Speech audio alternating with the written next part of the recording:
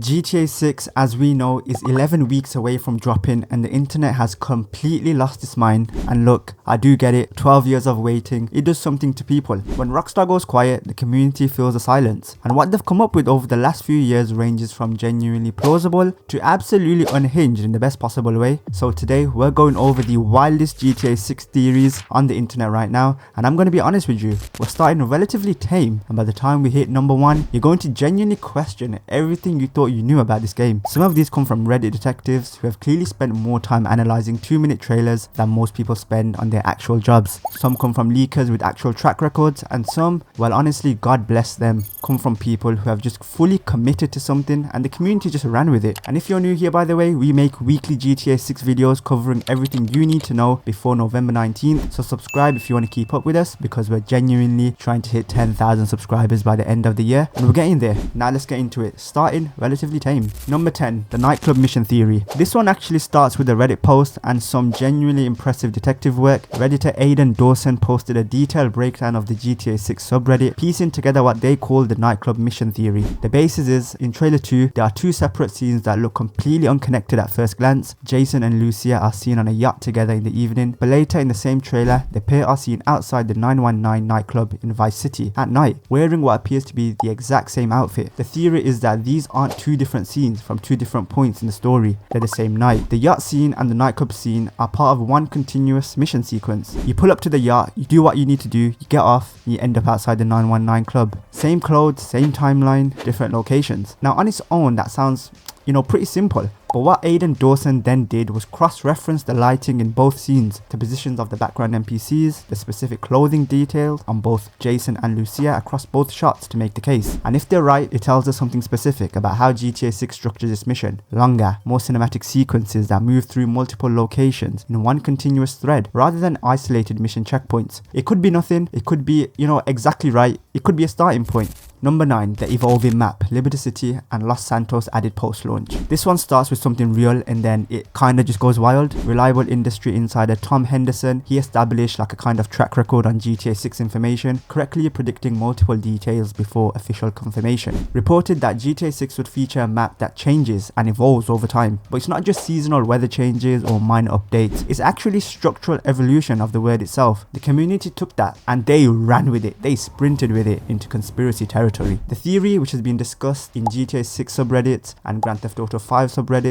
is that Rockstar's long-term plan for GTA 6, it isn't just Leonida and Vice City. It's a living, expanding world that eventually incorporates Liberty City and Los Santos, maybe even as a full DLC edition. The logic is that, well, GTA 5 generated over $8 billion in revenue. If Rockstar wanted to justify the cost and ambition of GTA 6's development, building a platform that expands for a decade rather than a single game that gets replaced is the obvious business move. Is it realistic? Honestly, maybe more than it sounds. Rockstar, well, they've been building towards a game as a service model since GTA Online. Red Dead Online showed they were thinking about long-term online infrastructure, and if GTA 6 Online is going to sustain from the next 10 to 15 years the way GTA 5 Online did, then having a genuinely expanding world to roll content into makes complete sense. Number 8, for all the gooners, GTA 6 Online will let you have a girlfriend. Right, so this one is kind of a part leak, part community theory, and part people just wanting it to be true. Gaming Bible reported in October 2023 that GTA 6 leak had confirmed that the game would feature multiple random romance options, a step significantly beyond anything GTA Online currently offers. The leak suggested a dynamic relationship with multiple NPCs, and the community immediately started theorizing about how deep it would really go. The theory that grew out of this is that GTA 6 Online specifically will feature a full girlfriend mechanic where you can maybe date other players or sufficiently advanced NPCs, go on activities together, dates, build relationships that actually affect gameplay outcomes, unlock missions or even perks throughout these relationships, and have the whole thing function as its own content strand within the online mode, essentially the Sims inside GTA Online. Given that GTA 6's NPC's AI is widely expected to be the most advanced in any open world game ever made, which you can see from even the brief trailer footage. This isn't as ridiculous as it sounds, I think, whether Rockstar Rockstar actually commits to it remains to be seen, but the leak that started the conversation is documented and the community response was really massive. Number 7. The social media influence mechanic. This one has legitimate grounding in what we've actually seen in the trailers, and it's one of the theories that most people are treating as likely true rather than speculation. The GTA 6 trailer heavily features an in-game social media system, like a TikTok-style platform where NPCs post videos of the chaos happening around them in real time. You can see it throughout trailer 1, random Vice City residents filming incidents on their phones. Feels like the normal unhinged Florida behavior, the whole thing presented as a parody of modern social media culture. Well, the theory, discussed extensively across gaming forums and the GTA 6 subreddit, is that this isn't just a background cosmetic detail. It's like a full gameplay mechanic. The idea is that you can go viral in-game, build like a follow account through your actions, and that follow account could maybe unlock missions, perks, access to certain characters, or even specific story beats. Gaming Bible and multiple forum threads have pointed to the social media interface as being far too detailed and prominent in the trailers to be purely decorative. One specific version of the theory goes further, that certain missions are gate-kept behind a minimum follow account, means how you play and what you do in a free roam activity affects what story content becomes available to you. The evidence in the trailer is hard to argue with. This is one of the theories that feels less like speculation and more like something we'll look back on after launch and go, yeah, obviously that was it. Number 6. Jason and Lucia both die at the end. The Bonnie and Clyde theory, and this one is kinda dark. The GTA 6 marketing has leaned heavily into the Bonnie and Clyde parallel from the very beginning. Jason's original Bloomberg report described the story as a Bonnie and Clyde style, and Rockstar have never contradicted that framing. For most people, that's just a romantic shorthand for two criminals working together, but a significant portion of the GTA 6 subreddit has been making a different argument. Bonnie and Clyde didn't get a happy ending, as everyone knows. They were ambushed by law enforcement on a Louisiana road in 1934 and shot dead in their car. Their story ends in a trap, in betrayal, in death. The theory, which has thousands of upvotes across multiple Reddit threads, is that GTA 6 completes the Bonnie and Clyde parallel all the way to its real historical conclusion. Jason and Lucia both die at the end, not one of them, both. The story builds to a moment where the same criminal partnership that defined their lives becomes the thing that destroys them, either through betrayal by someone they trusted or through the inevitable consequences of a life lived the way they chose to live it. What makes this genuinely compelling rather than just a dark fan fiction is the precedent.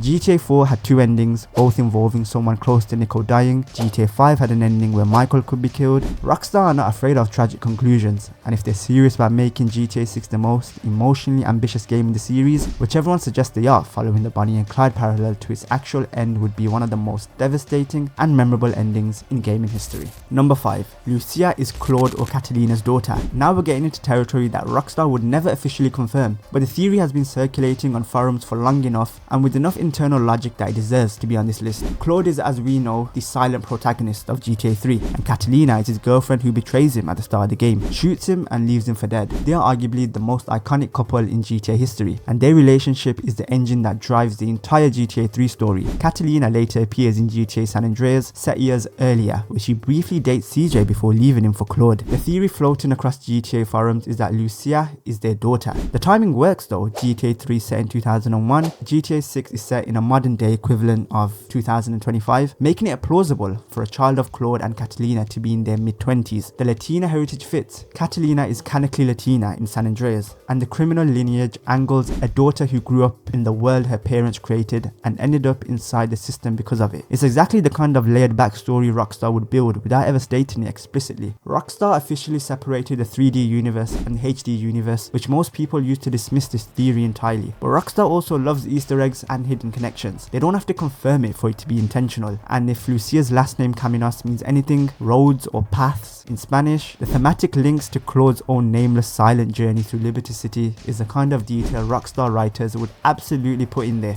Number 4. The trailer plays in reverse. Now this one low-key broke the community when it first gained traction, and it still hasn't been fully debunked. A fan theory proposed that trailer 1 doesn't show the story chronologically, it shows it in reverse. Every scene in the trailer is presented as a memory, a flashback, a look back at what led to the moment the trailer actually starts, which is Lucia in prison. Under this reading, Lucia doesn't start in prison at the beginning of the game, she ends there. The trailer is showing you the destination first, and the game tells you how she got there. The evidence people point to is specific. The trailer's opening shot is Lucia in what appears appears to be a correctional facility, but the lifestyle shown throughout the rest of the trailer, the money, the cars, the freedom, the chaos, suggests someone well past the beginning of their criminal career. If the game started with Lucia fresh out of prison and built towards that life, you'd expect the trailer to show her early struggles first. Instead, it opens with confinement and then shows you everything she had before it. And in the structure of the music, Tom Petty's Last Dance with Mary Jane, a song about loss and escape and things sipping away, and the theory becomes harder to even shake off. I mean, it's not confirmed, Rockstar haven't commented on it, but enough of the community found it compelling that it became one of the most discussed GTA 6 theories of 2024, and it hasn't gotten away since. Number 3, the 750 GB file size. This one started off as a rumor, it became a joke, and then became a running community meme. The original claim came from a Twitter user, GTA 6 News, who posted a screenshot from an uncited source claiming GTA 6's install size would be 750 GB to accommodate. The gaming community largely laughed it off immediately.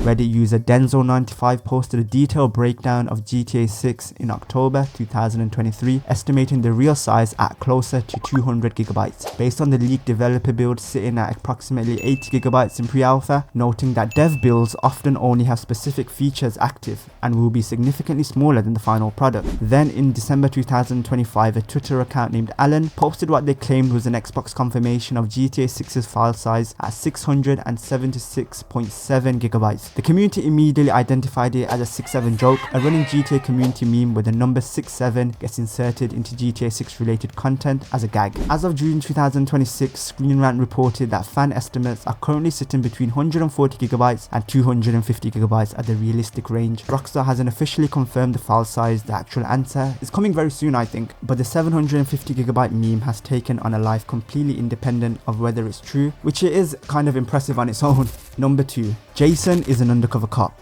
This is a theory that refuses to die no matter how many times people try to debunk it, and honestly the evidence is more compelling than it has any right to be. Redditor Jojo Reddit posted a detailed breakdown on the GTA 6 subreddit arguing that Jason Duval is not who he appears to be, that he's an undercover law enforcement officer embedded in Lucia's criminal world rather than a genuine partner in crime. The theory rests on several specific observations. First, in virtually every promotional shot and trailer scene, Jason's face is either partially obscured, shot from behind, or in a shadow. There's only a few shots where you can actually clearly see his face. Lucia is always visible. For a co-protagonist who is supposedly equal billing with Lucia, the deliberate visual framing feels intentional rather than coincidental. Second, his only spoken word in trailer 1 is trust. One word, literally one word, a word that functions as both a request and a warning. In the context of an undercover operative building a relationship with a criminal target, trust lands very different than it does coming from a genuine partner. Third, Jason is wearing BDU, battle dress uniform. BDU pants are standard issue military and law enforcement clothing. They're not something a career criminal from the Florida Keys would necessarily default to. Fourth, Lucia's confirmed backstory places her in prison at the start of the game. The theory asks, why does someone like Lucia coming out of a prison sentence immediately pair up with a man she apparently trusts completely, unless that relationship was built before she went in, and unless Jason's role in her life has been more calculated than she knows. If Jason is undercover, the betrayal that GTA 6's story is almost certainly building towards hits in a completely different direction to what most people are even expecting. Not a criminal turning on them, a cop who was never really on their side.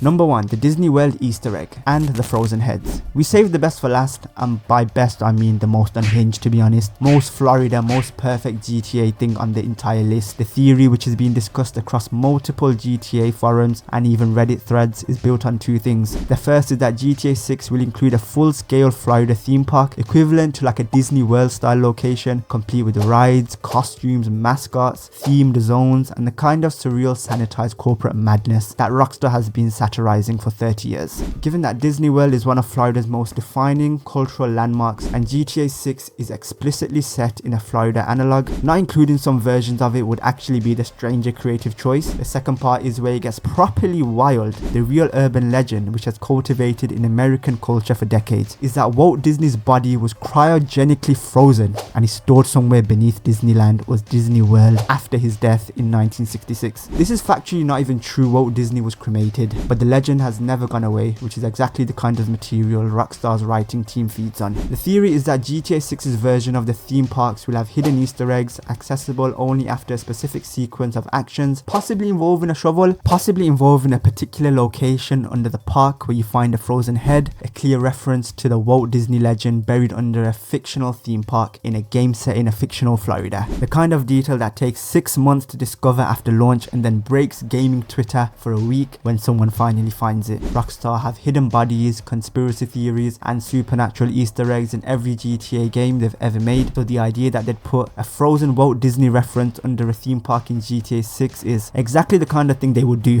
and the fact that nobody can confirm or deny it is what makes it perfect. 10 theories, 10 different levels of plausible. GTA 6 drops November 19th and every single one of these is going to get answered one way or another. Some of them are going to look incredibly smart in hindsight, some of them are going to be completely wrong and the people who pushed them are going to have to log off for a week. Drop in the comments which one you actually believe and which one you think is the most unhinged. We're trying to hit 10,000 subscribers guys before the end of the year, and if you're new here and you want weekly GTA 6 content between now and launch, the subscribe button is right there, so see you in the next one.